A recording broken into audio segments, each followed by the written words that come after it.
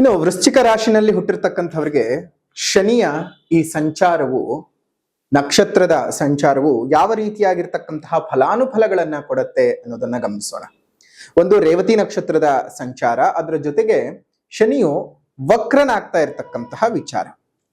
ವಕ್ರನಾಗಿ ತನ್ನ ಅದೇ ರಾಶಿಯಲ್ಲಿ ಹಿಂಚಲನೆಯನ್ನು ಮಾಡ್ತಾನೆ ಹೊರತು ಸ್ಥಾನದ ಬದಲಾವಣೆ ಏನು ಆಗುವುದಿಲ್ಲ.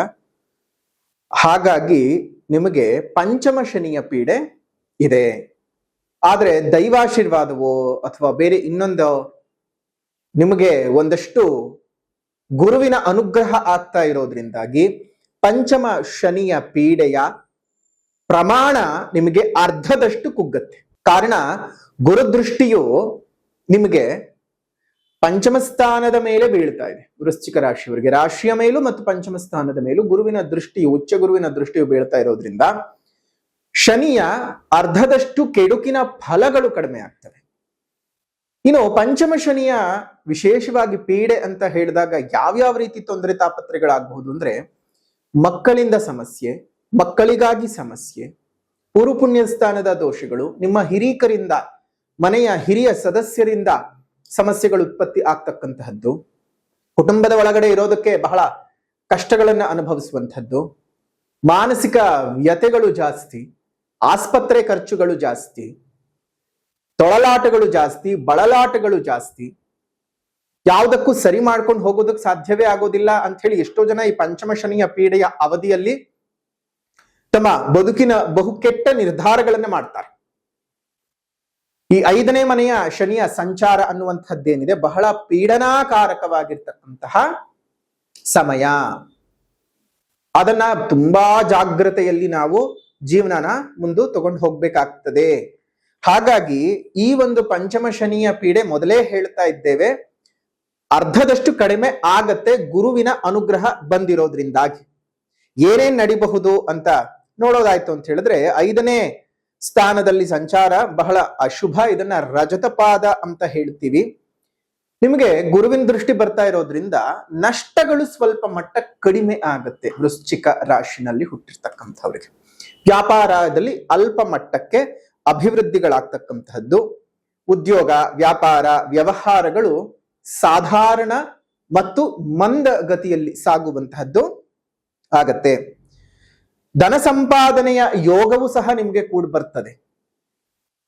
ಧನ ಸಂಪಾದನೆಯೂ ಆಗ್ತದೆ, ಅದರ ಜೊತೆಗೆ ಸ್ವಲ್ಪ ಮಟ್ಟಕ್ಕೆ ಖರ್ಚುಗಳು ಹೆಚ್ಚಾಗತಕ್ಕಂಥದ್ದು. ಸಂಪಾದನೆ ಏನೋ ಹೆಚ್ಚಿಗೆ ಆಗ್ತದೆ, ಆದರೆ ಉಳಿಸ್ಕೊಳ್ಳೋದಕ್ಕೆ ಸಾಧ್ಯ ಆಗದೆ ಒಂದು ಹಂತಕ್ಕೆ ನಿಂತು ಹೋಗುತ್ತೆ ಅಥವಾ ವಿಪರೀತವಾದಂತಹ ಖರ್ಚುಗಳು ಬರುತ್ತೆ.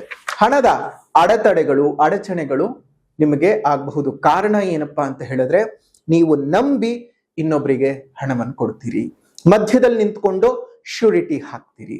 ಅವನು ಕೊಡದೇ ಇದ್ರೆ ನಾನು ಕೊಡ್ತೀನಿ ಅಂತ ಹೇಳಿ ಧೈರ್ಯದಲ್ಲಿ ಇದು ಮಾಡ್ತೀರಿ. ದಯವಿಟ್ಟು ವೃಶ್ಚಿಕ ರಾಶಿಯವರು ಆ ರೀತಿಯಾದಂತಹ ಕೆಲಸ ಕಾರ್ಯಗಳಿಗೆ ಕೈ ಹಾಕಬೇಡಿ. ನಿಮ್ ಹತ್ರ ದುಡ್ಡಿತ್ತ, ಆ ದುಡ್ಡು ನಿಮಗ್ ಬರದೇ ಇದ್ರೂನು ನಿಮ್ಗೇನ್ ಸಮಸ್ಯೆ ಇಲ್ಲ ಅಂತ ಹೇಳಿದ ಸಂದರ್ಭಕ್ಕೆ ಮಾತ್ರ ನೀವೇನ್ ಮಾಡ್ಬೇಕು, ಕೈ ಹಾಕ್ಬೇಕು. ಇಲ್ಲಾಂದ್ರೆ ಖಂಡಿತ ಕೈ ಹಾಕಕ್ ಹೋಗಬೇಡಿ. ಯಾರನ್ನು ಈ ಸಮಯದಲ್ಲಿ ನಂಬಕ್ ಹೋಗಬೇಡಿ. ಕೋರ್ಟು ಕಚೇರಿ ವ್ಯಾಜ್ಯಗಳೇನಾದ್ರೂ ನಡೀತಾ ಇತ್ತು ಅಂತ ಹೇಳಿದ್ರೆ ಅದರಲ್ಲಿ ಅಪಜಯಗಳು ಅಥವಾ ಮುಂದೂಡಿಕೆ ಆಗ್ತಕ್ಕಂಥದ್ದಾಗತ್ತೆ. ನಯವಂಚಕರಿಂದ ಮಾನಸಿಕ ಚಿಂತೆಗಳು ಜಾಸ್ತಿ, ವಿಪರೀತವಾದಂತಹ ಮಾನಸಿಕ ಚಿಂತನೆಗಳು ಈ ನಿಮ್ಮನ್ನ ನಯವಂಚಕರಿಂದ ಆಗ್ತದೆ. ಸ್ವಲ್ಪ ಹುಷಾರಾಗಿ ಇರಬೇಕು ವೃಶ್ಚಿಕ ರಾಶಿನಲ್ಲಿ ಹುಟ್ಟಿರ್ತಕ್ಕಂಥವ್ರು. ಮಿತ್ರರಿಂದ ಬಹಳ ಮೋಸಗಳು. ನೀವ್ ಯಾರನ್ನ ತುಂಬಾ ನಂಬ್ಕೊಂಡಿರ್ತೀರಲ್ಲ ಅಂಥವರಿಂದಾನೇ ನಿಮ್ಗೆ ಮೋಸಗಳು ಜಾಸ್ತಿ ಆಗ್ತಕ್ಕಂಥದ್ದು. ಹುಷಾರು ಹುಷಾರು ಹುಷಾರು. ಯಾರನ್ನ ಎಷ್ಟರಲ್ಲಿ ಇಟ್ಕೋಬೇಕು ಅಷ್ಟರಲ್ಲಿ ಮಾತ್ರ ಇಟ್ಕೊಳ್ಳಿ. ಒಂದಲ್ಲ ಒಂದು ಸಮಸ್ಯೆಗಳನ್ನ ನೀವು ನೋಡ್ಬೇಕಾಗತ್ತೆ. ಮನಸ್ಸು ಬಹಳ ಚಿತ್ತ ಚಾಂಚಲ್ಯ ಜಾಸ್ತಿ ಆಗ್ತಕ್ಕಂಥದ್ದು. ನಿಮ್ಗೆ ಏನೋ ಅಂತ ಅಂದ್ಕೊಂಡಿರ್ತೀರಿ, ಅದಿನ್ಯಾವುದೋ ರೀತಿಯಲ್ಲಿ ಪ್ರಭಾವ ಬೀರ್ತಾ ಹೋಗುತ್ತೆ ವೃಶ್ಚಿಕ ರಾಶಿನಲ್ಲಿ ಹುಟ್ಟಿರ್ತಕ್ಕಂಥವ್ರಿಗೆ. ಹಾಗಾಗಿ ಶನಿ ಶಾಂತಿ ಮಾಡ್ಕೊಳ್ಳೋದು ಮರೆಯಕ್ ಹೋಗೋದು ಬೇಡ. ಜುಲೈ 12ನೇ ತಾರೀಕಿನಂದು ಶನಿ ಮಹಾಯಾಗದ ಮುಖಾಂತರವಾಗಿ ಆಗುವಂತಹ ಒಂದು ಶನಿ ಮಹಾಯಾಗಕ್ಕೆ ಬಂದು ಪಾಲ್ಗೊಂಡು ಅದರ ಒಂದು ವಿಶೇಷವಾದ ಅನುಗ್ರಹಕ್ಕೆ ಪಾತ್ರವಾಗಿ ಶನಿ ಶಾಂತಿಯ ಇನ್ನೊಂದು ವಿಶೇಷವಾದ ಅಂಶ ಏನಪ್ಪಾ ಅಂತ ಹೇಳಿದ್ರೆ, ಶನಿ ಯಾರಿಗೆ ಬಗ್ತಾನೋ ಇಲ್ವೋ ಗೊತ್ತಿಲ್ಲ, ಆದ್ರೆ ಹನುಮದೇವರು ಅಂತ ಹೇಳ್ತಾ ಇದ್ರೆ ಅವನಿಗೆ ಚಳಿ ಜ್ವರ ಬರೋದಂತೂ ಗ್ಯಾರಂಟಿ. ಯಾಕೆ ಅಂದ್ರೆ ಶನಿ ಹೆಸರು ಹೇಳ್ತಾ ಇದ್ದ ಹಾಗೆ ನೀವೆಲ್ಲರೂ ಚಳಿ ಜ್ವರ ಬಂದು ಮಲ್ಕೊಳ್ತೀರಾ. ಆದ್ರೆ ಶನಿಗೆ ಯಾರಾದ್ರೂ ಚಳಿ ಜ್ವರ ಹಿಡಿಸ್ತಾರೆ ಅಂತ ಹೇಳಿದ್ರೆ ಅದು ಹನುಮಂತನ ಉಪಾಸನೆಯಿಂದ ಮಾತ್ರ ಸಾಧ್ಯ. ಹಾಗಾಗಿಯೇ ತುಂಬಾ ಜನ ನನ್ನ ಹತ್ರ ಕೇಳ್ತಾ ಇದ್ರು, ಗುರುಗಳೇ ಏನಾದ್ರೂ ಒಂದು ದಾರಿ ಹೇಳಿ ನಮ್ಮ ಈ ಒಂದು ವಿಶೇಷವಾಗಿರ್ತಕ್ಕಂತಹ ಶನಿಯ ಪೀಡನೆ ನಮಗ್ ಸಾಕಾಗಿದೆ, ಯಾವ ಕೆಲಸದಲ್ಲೂ ಸಕ್ಸಸ್ ಆಗ್ತಾ ಇಲ್ಲ, ಏನ್ ಮಾಡಿದ್ರು ನಮ್ ಜೀವನ ಚೆನ್ನಾಗಿ ಆಗ್ತಾ ಇಲ್ಲ ಅಂತ ತುಂಬಾ ಜನ ಕೇಳ್ತಾ ಇದ್ದಂತಹ ಪ್ರಶ್ನೆಗೆ ನಾವು ಸಹ ಯೋಚನೆ ಮಾಡಿ ಒಂದು ಸರಳವಾದ ಉಪಾಯವನ್ನ ಹುಡುಕಿದ್ದೇವೆ. ಏನಪ್ಪಾ ಅಂತ ಹೇಳಿದ್ರೆ, ಪ್ರತಿಯೊಬ್ಬರಿಗೂ ಸಹ ಕೈನಲ್ಲಿ ಆಗಬೇಕು, ಎಲ್ಲರಿಗೂ ಸಹ ದೊಡ್ಡ ಮಟ್ಟದಲ್ಲಿ ಮಾಡೋದಕ್ಕೆ ಸಾಧ್ಯವಾಗಲ್ಲ. ಆದ್ರೆ ಅಂತಹದ್ದೇ ವಿಶೇಷವಾಗಿ ಎಲ್ಲರೂ ಮಾಡಬಹುದಾಗಿರ್ತಕ್ಕಂತಹ ಮತ್ತು ಮಾಡಲೇಬೇಕಾದಂತಹ ಒಂದು ವಿಚಾರ ಏನಪ್ಪಾ ಅಂತ ಹೇಳಿದ್ರೆ ಹನುಮನ ಉಪಾಸನೆ. ಹೇಗ್ ಮಾಡೋದು ಅಂತ ಹೇಳಿದ್ರೆ ನೋಡಿ, ಪ್ರಪಂಚದಲ್ಲೇ ಎಲ್ಲೂ ಇಲ್ಲದಂತಹ ಏಕಶಿಲೆಯಲ್ಲೇ ಹನುಮ ಮತ್ತು ಶನಿದೇವರನ್ನ ಸಮೀಕರಿಸಿ ಒಂದೇ ಕಲ್ಲಲ್ಲಿ ಕೆತ್ತಿರುವಂತಹದ್ದು. ಮುಂದೆ ಹನುಮ, ಹಿಂದೆ ಶನಿ. ಯಾಕಂದ್ರೆ ಶನಿಯನ್ನ ನೀವು ನೇರ ದೃಷ್ಟಿನಲ್ಲಿ ನೋಡೋ ಹಾಗಿಲ್ಲ. ಶನಿಯ ನೇರ ದೃಷ್ಟಿ ನಮ್ಮ ಮೇಲೆ ಬಿತ್ತು ಅಂತ ಹೇಳಿದ್ರೆ ನಮಗ್ ಬಹಳ ತೊಂದರೆಗಳಾಗ್ತವೆ. ಹಾಗಾಗಿಯೇ ಶನಿಯನ್ನ ನೀವು ನೇರವಾಗಿ ಎಲ್ಲೂ ನೋಡಬೇಡಿ. ಶನಿ ದೃಷ್ಟಿ ತುಂಬಾ ಕೆಟ್ಟದ್ದು, ಗುರು ದೃಷ್ಟಿ ಬಹಳ ಒಳ್ಳೇದು. ಆದ್ರೆ ನೀವೆಲ್ಲರೂ ಏನ್ ಮಾಡ್ತೀರಾ, ಶನಿಗೆ ನೇರವಾಗಿ ಹೋಗಿ ಪೂಜೆ ಮಾಡಿ ಇನ್ನಷ್ಟು ಹೆಚ್ಚಿಗೆ ಮಾಡ್ಕೊಳ್ತೀರಿ. ಆ ರೀತಿ ಮಾಡಕ್ ಹೋಗ್ಬಾರ್ದು. ಒಂದೇ ಕಲ್ಲಿನಲ್ಲಿ ಜಗತ್ತಿನಲ್ಲೇ ಪ್ರಪ್ರಥಮವಾಗಿ ಮಾಡಿರುವಂತಹ ಹನುಮ ಸಮೇತ ಶನಿದೇವರನ್ನ ದಕ್ಷಿಣಾಮುಖವಾಗಿ ಪ್ರತಿಷ್ಠಾಪನೆಯನ್ನ ಮಾಡ್ತಾ ಇದ್ದೇವೆ. ಜುಲೈ 12ನೇ ತಾರೀಕು ಶನಿ ಮಹಾಯಾಗ ಮತ್ತು ಪವಮಾನ ಹೋಮವನ್ನ ಮಾಡಿ ಆ ವಿಶೇಷವಾಗಿರ್ತಕ್ಕಂತಹ ಪ್ರಪಂಚದ ಮೊಟ್ಟ ಮೊದಲ ಹನುಮ ಸಮೇತ ಶನಿದೇವರು ಇರ್ತಕ್ಕಂತಹ ಏಕಶಿಲಾ ವಿಗ್ರಹದ ಪ್ರತಿಷ್ಠಾಪನೆಯನ್ನ ಮಾಡ್ತಾ ಇದ್ದೇವೆ. ನೀವು ನಿಮ್ಮ ಹೆಸರಿನಲ್ಲಿ ಯಾಗಕ್ಕೆ ಸಂಕಲ್ಪವನ್ನ ಮಾಡ್ಕೊಳ್ಳಿ. ಸ್ವತಃ ನಿಮ್ಮ ಕೈಯಾರೆ ಹನುಮ ಮತ್ತು ಶನಿದೇವರಿಗೆ ಎಳ್ಳೆಣ್ಣೆಯ ಅಭಿಷೇಕವನ್ನ ಮಾಡಿ 11 ಪ್ರದಕ್ಷಿಣೆಯನ್ನ ಬಂದು ಪ್ರಾರ್ಥನೆಯನ್ನ ಮಾಡಿಕೊಂಡು ಬನ್ನಿ. ಖಂಡಿತ ಹನುಮದೇವರ ಸೂಚನೆಯಂತೆ ಪ್ರಾತಃ ಕಾಲದ ಜಪದಲ್ಲಿ ಬಂದಂತಹ ಆ ವಿಶೇಷವಾದಂತಹ ಒಂದು ಸೂಚನೆಯು ಹನುಮದೇವರಿಂದಲೇ ಬಂದಿರತಕ್ಕಂಥದ್ದು. ಹಾಗಾಗಿ ಅಂತಹ ಹನುಮದೇವರೇ ಈ ರೀತಿಯಾಗಿ ಮಾಡಿದ್ರೆ ಅನುಕೂಲ ಅಂತ ನಮ್ಮ ಮನಸ್ಸಿಗೆ ತೋಚಿಸಿದ್ದಾರೆ.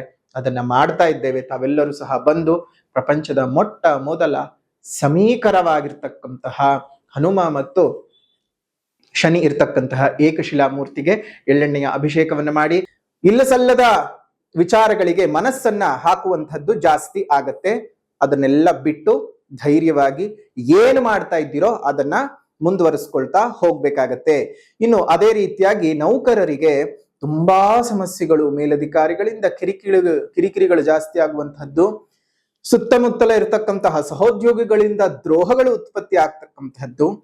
ನಿಮ್ಗೆ ಇಷ್ಟರೆಲ್ಲರ ನಡುವೆ ಸರ್ಕಾರಿ ಉದ್ಯೋಗಿಗಳಿಗೆ ಪ್ರಮೋಷನ್ ಅಂತೂ ಗ್ಯಾರಂಟಿ. ಅದ್ರ ಜೊತೆಗೆ ಒಂದಷ್ಟು ಪ್ರಮೋಷನ್ ಸಿಕ್ಕಿದ ಮೇಲೆ ಆ ಸ್ಥಾನಕ್ಕೆ ಹೋಗಿ ಕೂತ್ಮೇಲೆ ಅಲ್ಲೊಂದಷ್ಟು ಕಿರಿಕಿರಿ ಅನ್ನೋದು ಗ್ಯಾರಂಟಿ. ಇಷ್ಟ ರೀತಿನಲ್ಲಿ ವರ್ಗಾವಣೆ ಆಗತ್ತೆ, ಹೋದ ಜಾಗಕ್ಕೆ ನಿಮ್ಗೆ ಕೆಲಸ ಮಾಡಕ್ ಆಗದ ಪರಿಸ್ಥಿತಿಗಳು ಬರುತ್ತೆ. ಇಷ್ಟಪಟ್ಟ ಪೊಸಿಷನ್ ಏನೋ ಸಿಗುತ್ತೆ, ಅಲ್ಲಿ ನೆಮ್ಮದಿಯಾಗಿ ಜೀವನ ಮಾಡೋದು ಕಷ್ಟವಾಗುತ್ತೆ.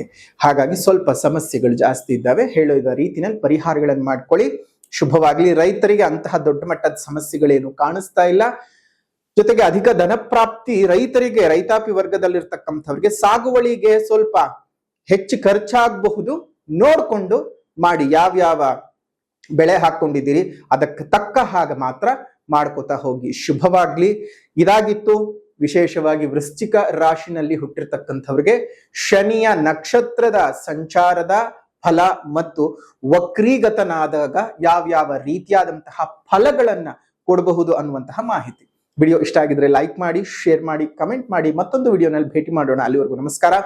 ಲೋಕಾ ಸಮಸ್ತ ಸುಖಿನೋ ಭವಂತು, ಸಕಲ ಸನ್ಮಂಗಳಾನಿ ಭವಂತು, ಸರ್ವೇ ಜನಾಃ ಸುಖಿನೋ ಭವಂತು, ಸಮಸ್ತ ಸನ್ಮಂಗಳಾನಿ ಭವಂತು.